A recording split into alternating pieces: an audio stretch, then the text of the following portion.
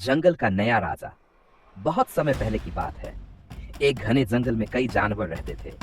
वे मिलजुल कर रहते और अपनी अपनी जिंदगी जीते।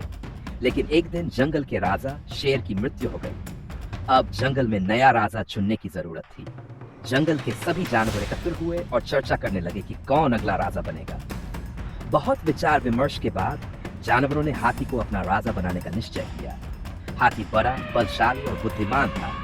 वह सभी की मदद करता और जंगल के नियमों का पालन करता था, इसलिए सभी ने उसे राजा मान लिया। लोमड़ी, जो बहुत चालाक थी, इस निर्णय से खुश नहीं थी। वह खुद राजा बनना चाहती थी, लेकिन जानवरों ने उसकी चालाकी को देखते हुए उसे अनदेखा कर दिया।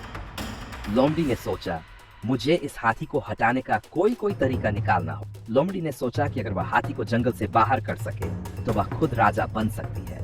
उसने एक चाल चली और हाथी को बेवकूफ बनाने का विचार किया।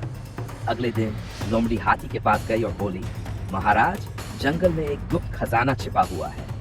यह खजाना सिर्फ एक सच्चे राजा को मिल सकता है। अगर आप इसे पा लेते हैं तो आपकी महानता पूरे जंगल में और भी बढ़ जाएगी। हाथी को यह सुनकर दिलचस्पी हुई और उसने पूछा, वह खजाना कहाँ है? लोमड़ी ने मुस्कुराते हुए कहा, एक गहरी दलदल के बीचों बीच, लेकिन सिर्फ बहादुर और बुद्धिमान राजा ही वहां तक पहुंच सकते हैं। हाथी को अपनी शक्ति पर गर्व था। उसने सोचा कि अगर वह खजाने तक पहुंच जाता है तो उसका राज और भी मजबूत हो जाएगा। बिना ज्यादा सोचे समझे वह लोमड़ी के साथ दलदल की ओर चल पड़ा। जब हाथी दलदल के पास पहुंचा तो लोमड़ी ने इशारा करके कहा, महाराज, खजाना ठीक उस ओर है, बस थोड़ा और आगे बढ़िए। हाथी ने उस पर विश्वास किया और जैसे ही उसने दलदल में कदम रखा, वह धीरे धीरे धंसने लगा। उसने अपने भारी पैरों को निकालने की बहुत कोशिश की, लेकिन दलदल बहुत गहरा था। वह जितना निकलने की कोशिश करता, उतना ही अंदर धंसता जाता। अब हाथी को समझ में आया कि लोमड़ी ने उसे धोखा दिया है। वह गुस्से से चिल्लाया, लोमड़ी, तुमने मुझे धोखा दिया, मुझे यहाँ से बाहर निकालो। लेकिन लोमड़ी जोर जोर से हंसने लगी और बोली, महाराज, जंगल का राजा अब मैं बनूंगी। आप तो यहाँ से निकल ही नहीं सकते। हाथी को अपनी ताकत पर भरोसा था, लेकिन अब उसे अपनी बुद्धिमानी से काम लेना था। उसने देखा कि पास में कुछ ऊंचे पेड़ खड़े थे। उसने जोर से चिल्लाकर जंगल के अन्य जानवरों को बुलाया, मुझे बचाओ, लोमड़ी ने मुझे धोखा दिया है। हाथी की आवाज सुनकर जंगल के अन्य जानवर वहां आ गए। उन्होंने देखा कि उनका राजा दलदल में फंसा हुआ है। बंदरों ने पेड़ों की मजबूत लताएं तोड़ी, जबकि भालू और हिरण ने मिलकर हाथी की सहायता करने का प्रयास किया। सभी जानवरों ने मिलकर उसे बाहर निकालने की कोशिश की। कुछ समय बाद हाथी धीरे धीरे बाहर आ गया।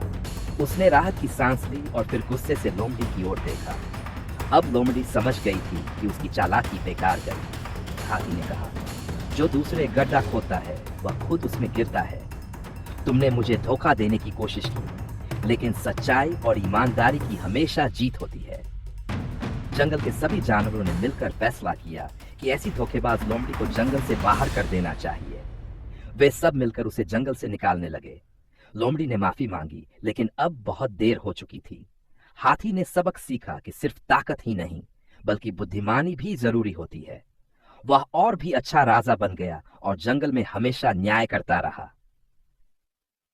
इस कहानी से हमें यह सीख मिलती है कि चालाकी से ज्यादा सच्चाई और ईमानदारी की जीत होती है। जो दूसरों को नुकसान पहुंचाने की कोशिश करता है, वह खुद मुसीबत में फंस जाता है।